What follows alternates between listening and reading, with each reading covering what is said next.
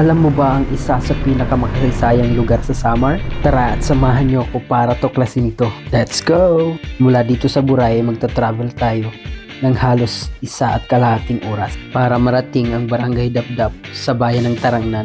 Ito rin ang daan na tatahakin natin patungong Pagsanghan Samar. Pagkarating ng Barangay San Agustin ay makikita natin ang poster na to. Yes, pupunta tayo sa Tinago Ruins. Ako rin ang tataka. Bakit nga ba tinawag na Tinago? Tapusin mo lang panunood kasi sasabihin ko sa iyo. Pero bago ang lahat, shoutout nga pala sa ating mga Talasanders. Maraming salamat sa inyong lahat. Pagkarating nga natin ng Barangay Dapdap ay mapapansin natin ang lugar na to. Hindi ito mahirap hanapin kasi nasa gilid ng kalsada. Dito naman sa kubo na to ay susulat natin ang ating pangalan para sa kanilang visitors log sheets. Huwag kang mag-alala dahil wala pa silang entrance fee kasi pinaplansya pa lang nila yung plano. Pagkatapos ay aakyat na tayo sa taas. Pero bakit nga ba tinawag na Tinago Ruins? Ang Tinago ay isang payak na nayon na kabisera o kapital ng Samar noon. Dito itinatag ang pinakaunang Kristyanismo ng Samar matapos ang 3 isweta na misyonaryo noong 1500s. Tinawag itong Tinago dahil sa geographical na lokasyon nito at ito ay napapaligiran ng napakakapal ng mga puno ng mangroves noon. Dahil dito ang simbahan ng Tinago ay nanatiling matatag hanggang sa 8th century kung saan ito'y tuluyan ng nasakop ng mga Moros na naging dahilan ng tuluyang pagbagsak nito. Ang Moros ay persa at grupo ng mga Pilipinong di sang-ayon sa mga makabago at banyagang kultura at ideya ng Pilipinas. Kaya sa kasalukuyan ay tinawag nitong Tinago Ruins. Pero dahil hindi pa sapat ang ating kaalaman tungkol sa bagay na ito, ay magtanong tayo sa may mas malalim at malawak na kaalaman tungkol dito. Nagitawag ito Tinago kay iri man ko ito patidhan mga tao ba nga inidinhibong ito. Makakadaan pa sa simbahan. Espanyol pa sito. Narobat ito gumitan sa gisulungan ng mga Moros. Bimbing ba ito? Waray makakakuan hito nga atraka kun ang mga Moros kay kuan mainhat to sa ano nagatinhat to. Dawod inhat to dito. Waray makaatraka.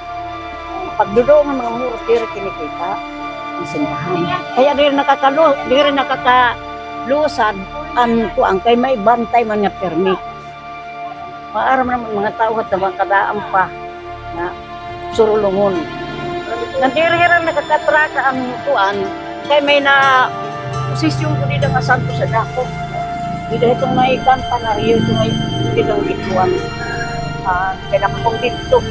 Dako ito nga simbahan kaya ito nga gibutang artal yan nga ito na kamo. Butang artal. Adip unang pa ito. Kuan. Pagkitagal itong tuban kay ang pader pamagilikita. Muray na ito ang nagtabukusan na lang simbahan na siya. Ako na abutan dida 1944 ako na tao. Ang 1953 nakakauyag naman kami ito dida. Nandalaylay pa kay gisunog ang Moros nakuntuhan gihapon mga Moros ginsunog nandalaylay pa nga dian mga ibang kuan pero kan amo ni abutan mga kuan naman ito mga prutas. Pado din lang. Pero ang simbahan nga pader kunta ada pa. Klaro pa. Ang suka dito mga kuan nga to siya bagandalaylay nga di may adam gihapon kahoy. Anong altar na kada pa pero ang Santos diri nagad kompleto. Dahil gindara naman nga. Hindi na nga simbahan na. Sa pagsakay ito, ito nga dito, ito nga, tapos ang itong kuan, mga kuan pa ito, kunya na tile sa ito, baldosan nga ran, pero pula, mga tangga-tangga nga ito, ang hagdan. Tapos nga ito, ang mga aisles dito, mga baldosan na ito, nga ito.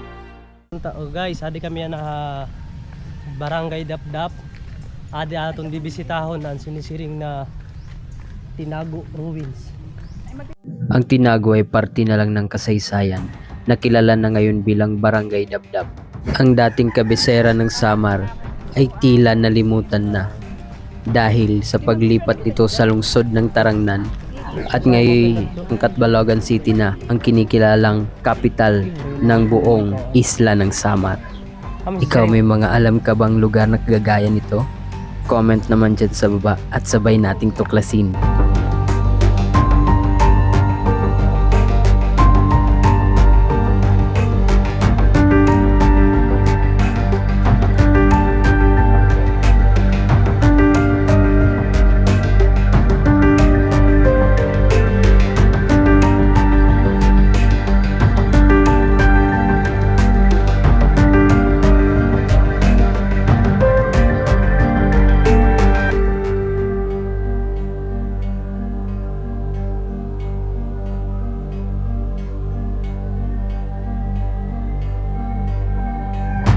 yours, Love Soil Wanderer.